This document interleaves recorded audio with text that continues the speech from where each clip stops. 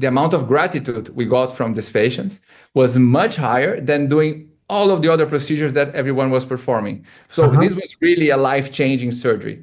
So Yeah. this for us was very, very interesting, something very new.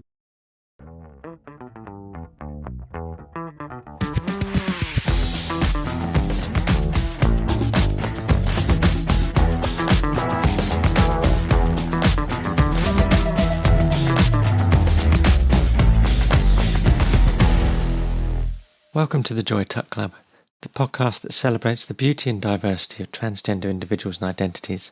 I'm Rachel, my pronouns are she, her, and with me, as always, is my wife and co-host, the beautiful Phoebe. What are we doing today, Phoebes? We're unclenching our jaws and massaging our masseters and getting ready to flap our mandibles with Dr. Daniel Simon, maxillofacial surgeon and co-founder of Facialteam. Sounds like we're taking it on the chin. Okay, for those of you who may not know, maxillofacial surgery refers to the face, jaws and mouth, basically the lower third of the face. Yeah, and it's an area that's surgically complicated due to key nerve bundles and blood vessels. And it used to be attacked with a hammer and chisel in the old days, but some people still do, which added greatly to the risk of things going wrong. But luckily these days it's all done with ultrasonic tools, and their use through all phases of surgery is something Facialteam pioneered, inventing new tools and procedures along the way. Yeah, it's really cool. So what is this now? Is this the 6th in our medical series? I think it is. Gosh, we've talked to some really interesting people, but we didn't learn much about their quirks, though. Oh, you mean like Dr. Simon skateboarding to work? Yeah. And I can't help but wonder, since we did this interview, if he does any tricks on the way. Well, that seems risky for a surgeon. Yeah, but I can sort of see him, board sliding down a rail, thinking about taking the flare off the edge of the jawbone as he slides along. Reconstructing a chin while he's doing a tic-tac down the street. Slipping around the top of a bowl like following a 3D printed guide. Everything but a nose grind, right? That's Dr. Belinga's department. Oh, gosh. So before we start, we need to let our listeners know that this interview was recorded in November last year. That's 2024.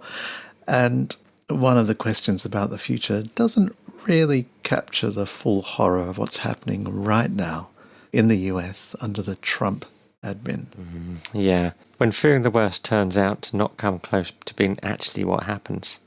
To all our American listeners, stay strong out there. We love you. Yeah.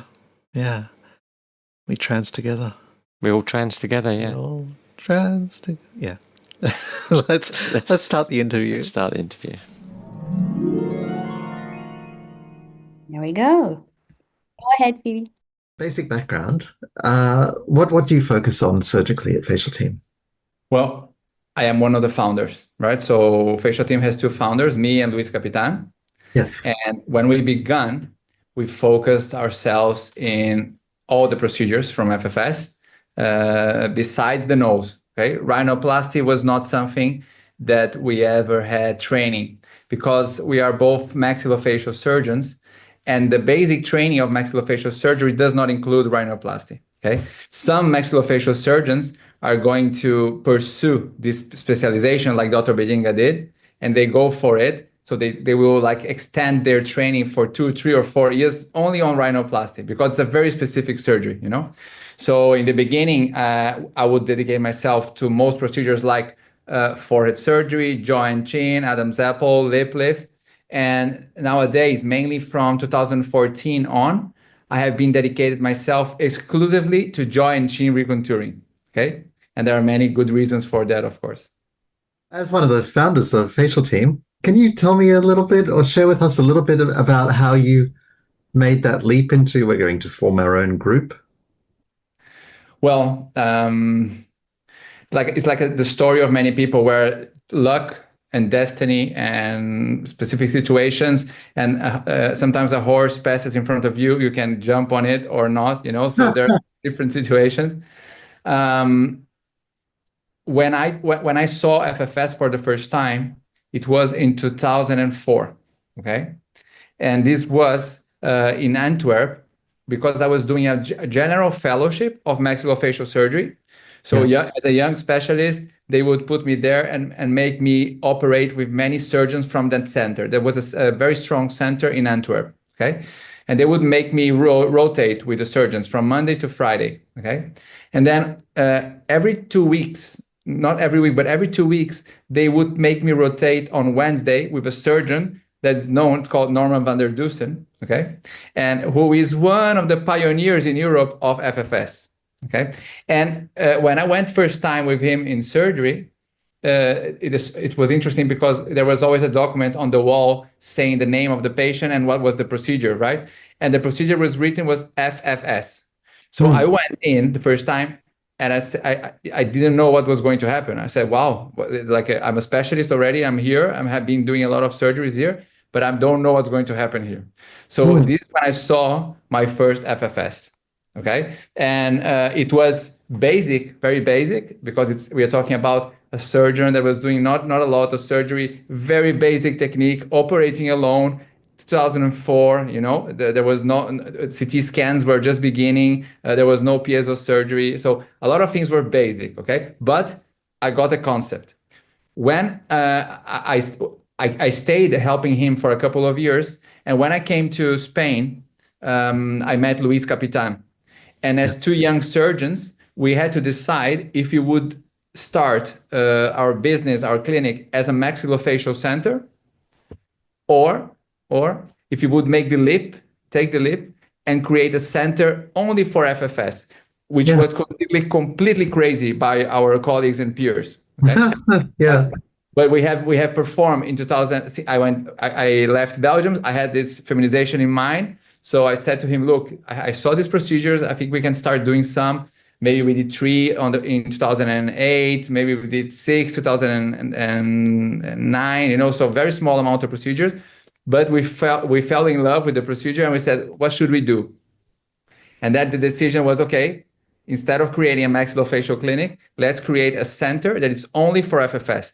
And we made a decision that was important. We didn't know how important it was, but that it was not going to be like everywhere you see like a Dr. Spigo or Dr. Deschamps or Dr. Kyojampa. It was going to be Facialteam. It was going to be a group so that we don't have to personalize so much the surgery in a person, and we can create a method that can be reproduced by other good surgeons. Otherwise, the patients, they only want to have surgery with the same person, okay? So this is how we created Facialteam, and we started to develop the group, okay? And the group became what it is today, of course, after many years. In the beginning, we were only 5 people. Okay, Lilia is one of the pioneers of the group. And nowadays, we are going to be next year over 70 people, more than 70. Okay. That's marvelous. Such an incredible success. Do you have any sense that this was the genesis of a world-class organization when you founded Facialteam? No, not at all. Everywhere we look, we hear so much that we are considered to be one of the top centers in the world. And when you're a young surgeon, to be something top in the world, the world is very big, right? So it's still it's something that it's overwhelming. But it's the feedback we get a lot. I find it amazing. But this was not our goal in the beginning. The beautiful thing about the beginning is that we identified something that other surgeons didn't. So first, surgeons were very much afraid of this type of procedure for discrimination, ignorance. They felt it was not a noble surgery. I heard this, like, no, it's not a good surgery. Good surgery is orthognathic, grafts, cancer. This is not a good surgery. This is you taking advantage of these people. I heard this as well, okay? So in the beginning, it was like a surgery that was not very noble. So what we saw at that point is that, no, we have been operating these patients. So there's a first consequence here, the return we got from the patients regarding their relief after surgery, how their lives would improve. The amount of gratitude we got from these patients was much higher than doing all of the other procedures that everyone was performing. So this was really a life-changing surgery. Yeah. So this for us was very, very interesting, something very new, okay? Yeah. But there's a second thing that is almost like a little bit egoistical, so a little bit selfish, okay? It's that we saw a specialty that was completely new. No one was doing anything. So in medicine, 2010, Can you find a specialty that is so new that you can create techniques and develop and publish? So you put together, you're public. You are the only one that knows the secret that your public is actually amazing, that amazing people, very friendly and grateful. The other people, they don't know, the surgeons, they don't know. We know this secret. And the second secret, we have a specialty for ourselves and we can develop this specialty. So we created techniques that are used now by many surgeons. We have published everything and we became pioneers. So yeah, this is the main two reasons in my opinion. That's incredible. By the way, I love your passion. Dr. Berlinga also focused on that. The reason he gravitated towards FFS was because the feedback from patients, making people happy, it's a much more pleasing surgery to do. And for myself, you changed my life. So I am forever grateful. So thank you. I shared with him that 10 days after the surgery, I looked in the mirror. I was back home. I looked in the mirror and just burst into tears because finally the effects of testosterone I felt had been stripped away and I was starting to see my true self. I know one of the things Facialteam focuses on is it's not a necessarily aesthetic focused surgery, right? It's not, okay, you want to look like a dream person. We're not going to do that. We're just going to try and uncover the authentic you that was buried under that bone growth. Yes. And those hormone effects. Yes. Would you ever take it further if someone requested it? They said, hey, I want to have eyes like, I don't know, famous actress. Would you? No, I mean, there are, of course, room for conversations inside some procedures, right? So remember that FFS is not one procedure. I mean, when we discuss nose surgery, it's a full discussion. And then we discuss chin and jaw, it's another full discussion. And when we discuss the forehead, it's another discussion. So we have, of course, we can try always to please the patient with some cosmetic improvements when it's realistic, okay? So for example, if we're doing a nose, we make a nose, we project what we think it's a feminine nose, but the patient says, yes, but I always have dreamed of having the tip even a little bit more higher. If there are small things we can do, we will do, okay? But there are procedures that start to invade the extreme makeover, which is changing the identity of the patient, okay? And it's not feminization anymore. It's not wrong, but it's not feminization. And we have to be clear with the patient because we know how to identify masculine features. They are easy to identify on the bone, on the skull. So we are able to look at those features and eliminate them. If the patient wants to go further and remove a bit of the eyelid, we will do it, of course, if it's something feasible and it's not going to change the identity. But the good thing is that what we see nowadays is that there is a public for Facialteam. So there is a certain type of patient that looks for us. And one of the things they say for us at the beginning on the consultation is that I'm looking for you because I want to keep my identity. I want a result that looks natural, doesn't look artificial. This means there are many patients that are not coming to us because they're looking for the opposite. They want very aggressive change. They want to be able to see something very different on the before and after. And then for this, we are not their clinic because this is not FFS. This is more of an extreme makeover. Yeah. Was that something that developed organically, or was this an idea that you had, a limitation from the outset? It's organically. It's organically on the. It's like a philosophy. You know, we at some point start in the beginning was not like this. In the beginning, we didn't have already this. Let's say this organic filter of patients coming to us already knowing our work. So we would have patients coming to us in the beginning. They didn't know our style. Let's say if we are a clothes designer, but no one knows your style, anyone can come and ask you for something, you know? So they didn't know our style. And we had patients that were very, very unhappy with our results because we went for what we think is correct. And this is when we understood what we think is feminization. We published that, and we mainly work with 3 pillars, which is always working with hidden incisions, because we are talking about patients sometimes they're 18 years old, 19. You don't want to do a surgery on someone that wants to blend in society and leave scars. So we want to have hidden incisions. The second pillar is to keep a natural result, because again, we are talking about patients that are most time very young. You don't want them to look like artificial, like they had surgery, okay? And the third pillar, to keep core identity. And this is the main things that we work around. Okay, these are the pillars we work on. And this was organically the philosophy that we try to like to put our foot, and say no, we keep it like this.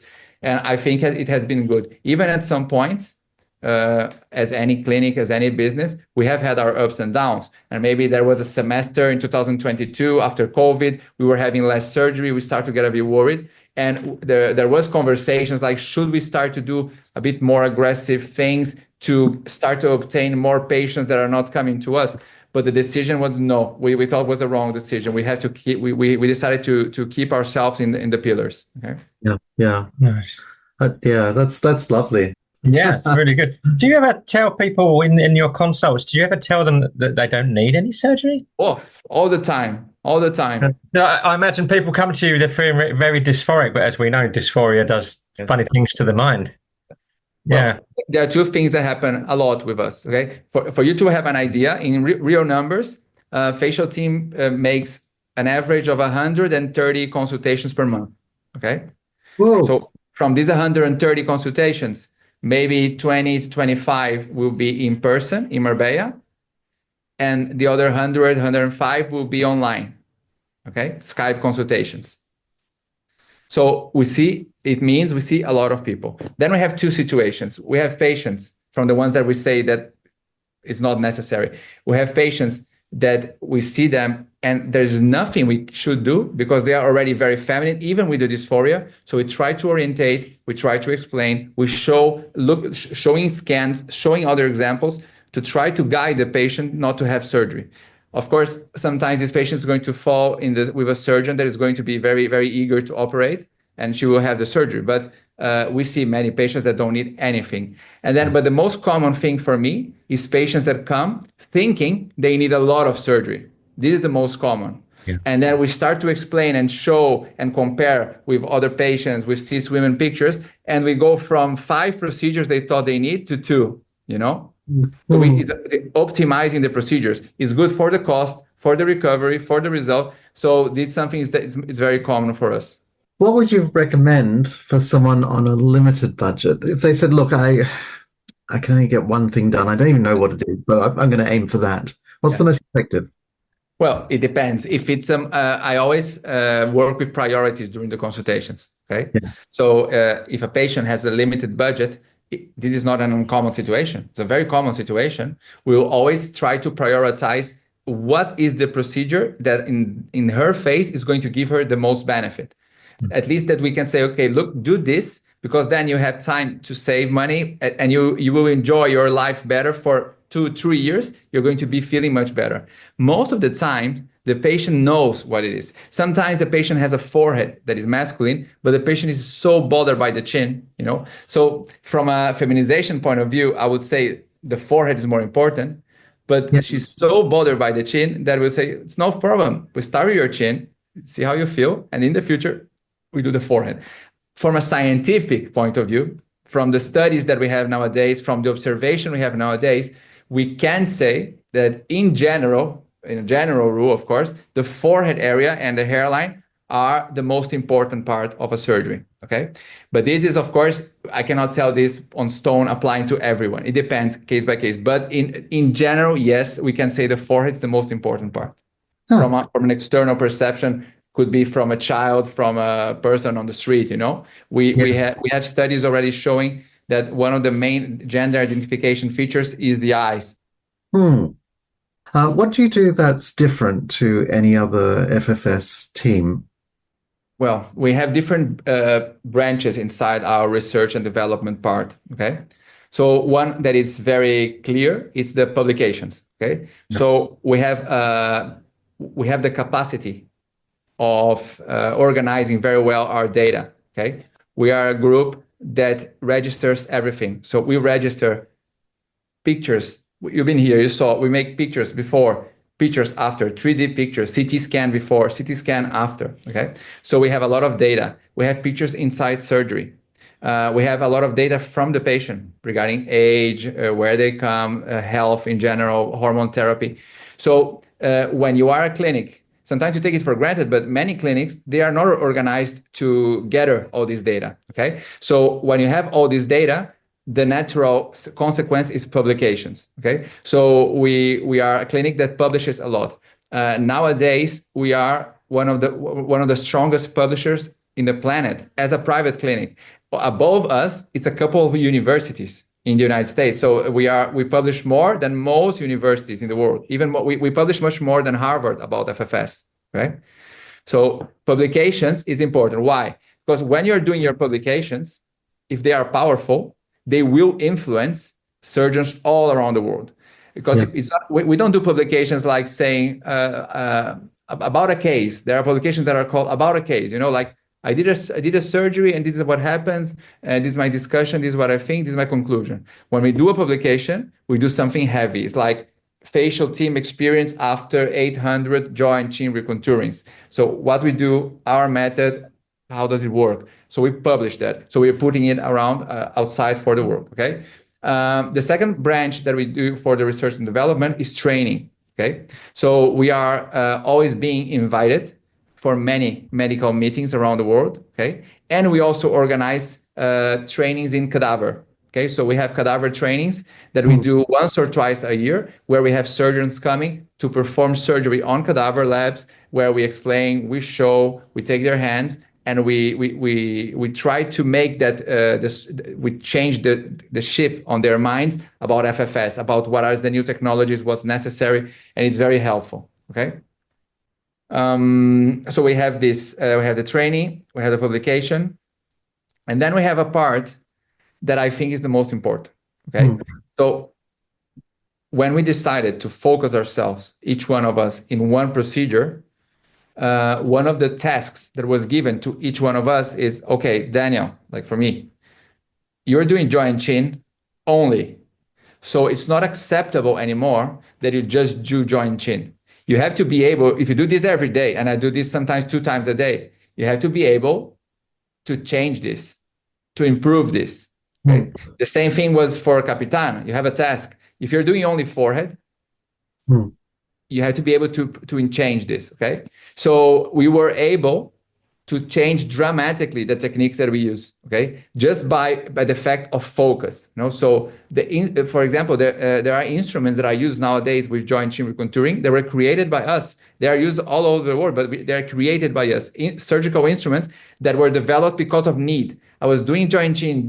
I said, I need that instrument. I need something different. I talked to the company created, we start using, it's working, it's good. Now everyone is using, okay? Then we decided, for example, for the jaw and chin, that there was a point in 2017 that we saw that it made no sense not using 3D planning for the jaw and chin surgery, right? So we say, okay, we have to do 3D planning because it's safer for the patient. It's much more precise. So we focused on that. We found a company of technology that created a software for us. So someone focused on that. If I'm doing everything, I don't have time for that, So we were able to apply the research to improve the techniques, but in reality, on a daily basis, This happened with the forehead, with the materials we use. This happened with the nose surgery. This happened with the Adam's apple. So what we do nowadays, it's a pity, but it's so much better than what we did 5 years ago. It's like comparing an iPhone, it's like I'm not going to buy an iPhone anymore because I know that in 5 years the iPhone is going to be so much better, so I stop. And unfortunately, it doesn't work like that. So we are like now the iPhone 16, we are up there with the technology, and in 5 years probably it's going to be even better. Yeah. That must be very gratifying to actually invent, create new tools. Do you have IP around those? Do you have patents, or do you just make them freely available? No, we still didn't have, to be honest, the capacity to use paid patents. We have created these instruments. We made it available. It was not our main goal of business, and they are known for being created by us. But they are not patented. No, we have good agreements with the companies that created the instruments, so we have nice discounts, and they send us the instruments when we need. But we don't have a patent on the instruments. Can you describe some of them? Yes, of course. Yes. So when we started working with jaw and chin recontouring, we were using a real saw, and then we found out the piezosurgery technology, which is these instruments that they cut by vibration. Okay. So they cut the bone without damaging the soft tissues. And these instruments, they had, for example, a problem. When we were doing cuts to remove the size of the jaw, we needed a longer instrument to go through and through, and it didn't exist. So we have created for them the long tip. It's called nowadays the long tip or the prototype. Okay. Yeah. And this changed dramatically the surgery because the surgery was done with this instrument, and you had to complete the cuts with a hammer and a chisel. Okay. Ah, And with this instrument, we didn't do that anymore. Then we created this technology, which is this software. So as soon as the patient has a scan, yeah. we are able to visualize exactly the chin area, and we can design the cut seeing where the nerves are. So by seeing the nerves, Mhm. we are able to design cuts that are always very safe. And this design can be 3D printed so that in surgery it becomes a real thing. We can bring the planning to the real surgery. So there are many small things that we develop to be able to improve the surgical technique. For example, in forehead surgery now we are using a 3D guide. We are also using a cutting guide for the forehead. We have developed something very important, which is the simultaneous hair transplant. Okay, so when we think about simultaneous hair transplant, the incisions we were doing in the top of the head, okay, we were avoiding creating scars in the hairline. Mhm. But these incisions, they had a lot of hair. So we decided, why don't we use those hair follicles to redesign the hairline? Okay. And this is when we decided to do that. So that strip was created, this technique in 2013, and we published for the first time. No one has published this before. And we created this simultaneous hair transplant technique where we don't leave a scar in the hairline. We do the incision in the back of the hair, and we use that incision to harvest the follicles and place the follicles in a way that we design the hairline now without any scar here. Okay. So this is a technique that was developed by us as well and published in 2013. So there are many things. If we look, for example, at the nose surgery, we develop a technique also that when we do the planning, we also create cutting guides so that we don't work with hammers like the past anymore. We work with piezo surgery. The cutting guides are also placed on the nose bones. So we use ultrasonic bone cutters like the jaw and chin for the bone of the nose. We place the cutting guides, developed also by us, and make the cuts along the cutting guides with the same instruments we use for the jaw, the ultrasonic instruments. Yeah. Okay. This avoids having to go there with a chisel and a hammer to break the nose, There's no breaking of the nose anymore. And then we put the bone now together so we can make the nose more narrow. Okay. And one of the final steps that we developed as well was the grafting. So at the end of the surgery, we remove some blood from the patient, and we place this blood after processing over the dorsum, which is called plasma rich in fibrin. Okay, and this decreases the irregularities around the nose, and this is also something that we have developed. So there's a lot of things that we go, a lot of details to make the surgery always better, always safer. Right? It's kind of wild seeing that because I know that's what was done with my face, but it's a little bit like, oh my goodness. Yes. When we do a surgery, some patients appreciate it, but most patients, they don't know what's in the back, I compare a bit like an airplane. I mean, sometimes you go inside the airplane to travel from the United States to the UK. You sit there and you are a bit angry because it's a bit cold or the food is not so nice. But the amount of things that are happening there for you to be able to fly, the technology, everything, people don't appreciate. And in surgery is more or less the same. The amount of things that we have, it's like an airplane to be able to perform that surgery, Yeah.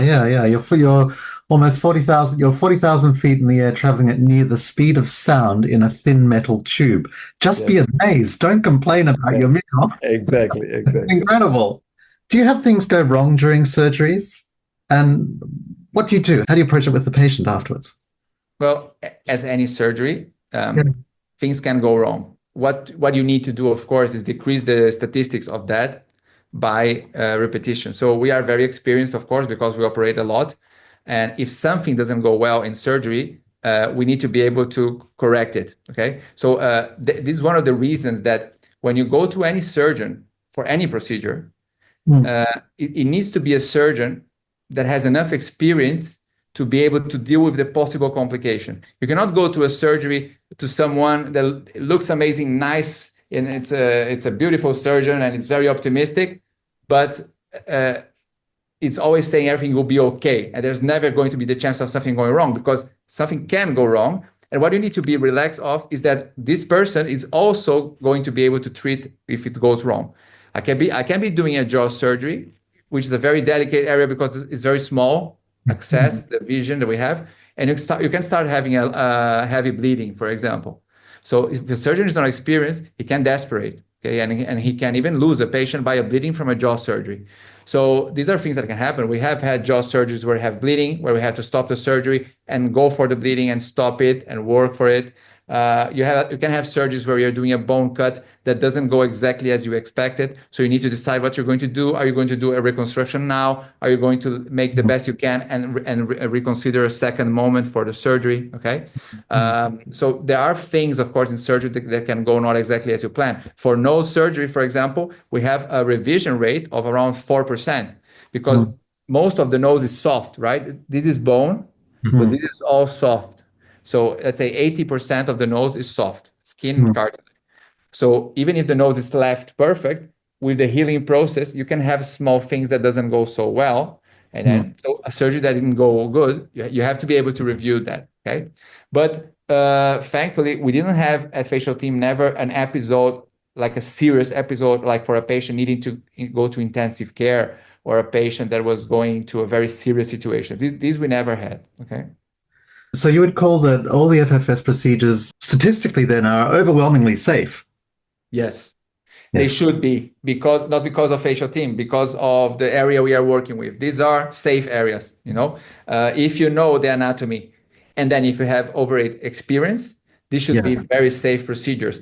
But of course, if you have a surgeon that is very good surgeon, but does not use 3D planning for a chin and jaw, the level of safety is already lower because he cannot guarantee he's not going to damage the nerve, for example, because the 3D planning is not only for the shape, it's also for the nerve. And the nerve that is running inside the jaw is invisible. It's running inside the bone, sometimes makes some curves. So if a surgeon is very good, but does not use imaging, I know surgeons that are considered good FFS surgeons that they use only an X-ray. It's not acceptable, in my opinion, nowadays to work with an X-ray. You need to work with a 3D scan, that you see the whole skull, all angles, all directions. You see what's going on inside. So sometimes it's on the hands of the surgeons as well to make things good, to make the right decisions. We saw recently someone had facial masculization surgery. Yeah. Something you think you'd ever get into, or are you focusing mainly on the feminization?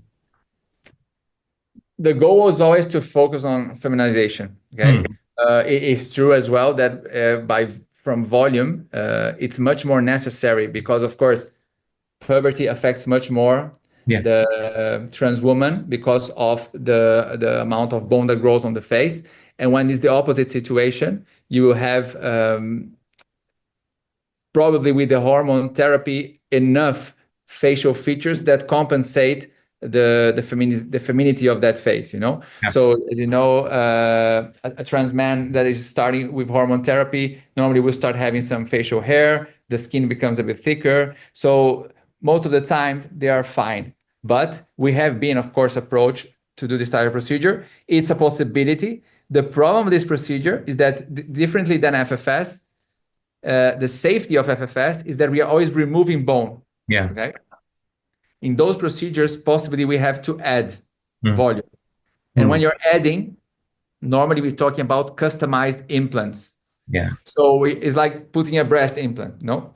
You are adding over the surgeries, of course, always the risk of an implant rejection, of an implant that is displaced. So it is a surgery that is a bit less predictable, okay? And to be really, really honest, patients that look for this type of procedure with us is very rare. Sometimes in a month, some patient come right to us and normally doesn't go forward. Okay? Okay, well, lastly, and thank you so much. Absolutely. It's been lovely talking to you. Yeah. It was lovely talking to you guys. What do you see as the future for Facialteam? I know you've got Barcelona running. You have the your own accommodation being built under construction, which is very exciting. Did you ever think you'd be running a hotel? Never. I know Brazil operates essentially independently now. Yes. Do you have any plans for other parts of the world? Well, we have a lot of plans and a lot of dreams. Right now we are so focused in this big change of paradigm of having our own hotel, Yeah. because Facialteam has now 15 years, but we have always been not able to control 100% the patients that are in Spain. And if you think about it, 100% of our patients come from abroad or from outside our city, 100%. And they are actually staying 2 weeks. I mean, I try to remember my last time I took a holiday in a place that I stayed 2 weeks in the same hotel. Okay. It's rare. Okay. So you're taking people staying 2 weeks, and from those 2 weeks, they're actually with you 1 or 2 days. Okay. The rest, they're not. So it is a bit crazy.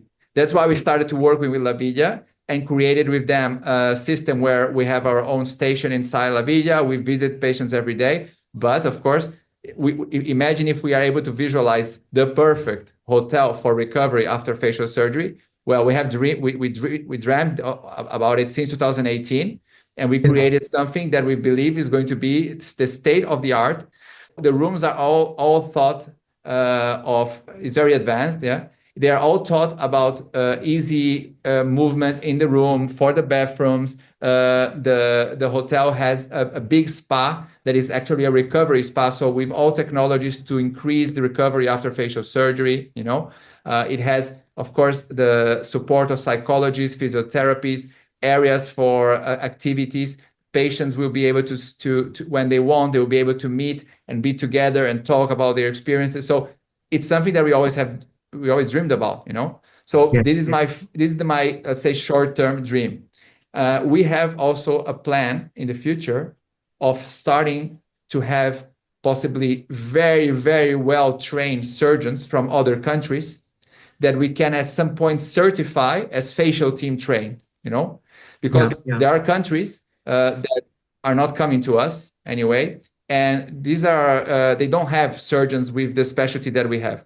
So we have been working now with Canada. We have been working now even with Korea. Okay, so we are looking for places that are lacking this type of surgery, that have good surgeons that are willing to do this, and we are creating this new plan. So it's something for the future, but yes, we would like to have a bit more of how to say, to be able to reach more patients than we reach right now. One question occurs to me. There's been a lot of political changes recently affecting gender affirming care, Yeah. including bans on puberty blockers in the UK. Yes. Who knows what's going to happen in the US, but it's going to be horrific. But even so, have you ever had patients come to you who were fortunate enough to be on puberty blockers? They didn't go through a male puberty, but still wanted facial feminization. Yes. We have Yes. had patients that have had treatment very early, okay, very early. And what we identify in those patients is that even with the treatment, sometimes one feature escapes, okay? It's not enough to stop everything, okay? And mainly is the forehead, okay? So these are patients that come to us so feminine. The skin is very feminine. The voice is very feminine. The size of the patient, everything is very feminine. But sometimes one feature escapes, and normally is the forehead. So they would come for a forehead surgery. So my idea is that, of course, if in the future patients would be able to get these blockers soon, what would decrease is the amount of procedures they need, for sure. Yeah. Okay. Well, do you have anything else? No, I think that's it. You've done a very good job. Thank you.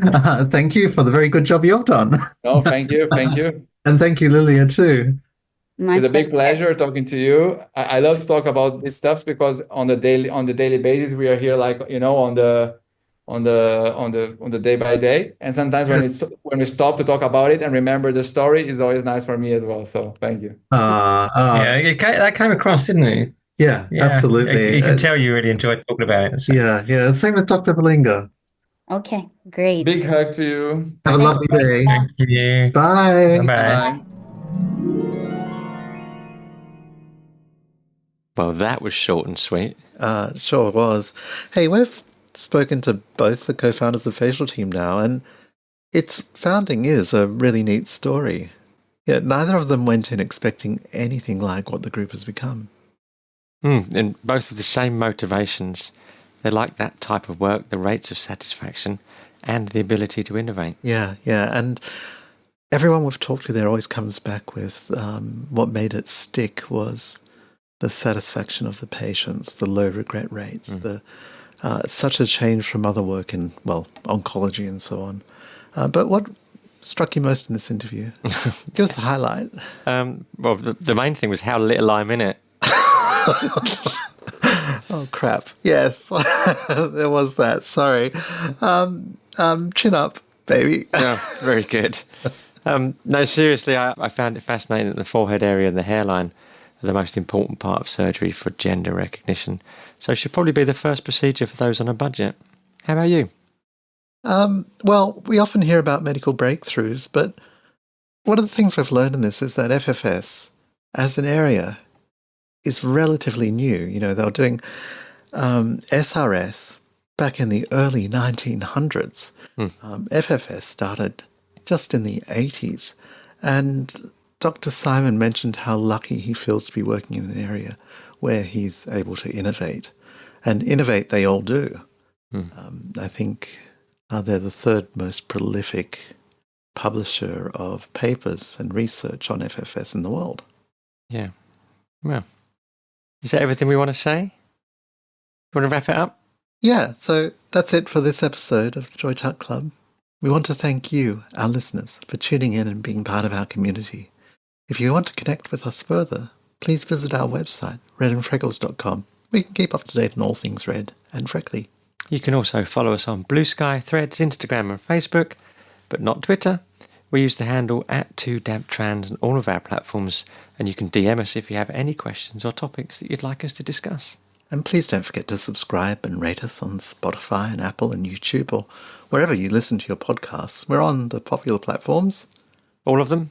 All of them. Excellent. And even some of the unpopular ones too. Indeed. We appreciate, in any case, your feedback and support. And so, until next time, remember, you are valid. You are beautiful. And you are transcending boundaries.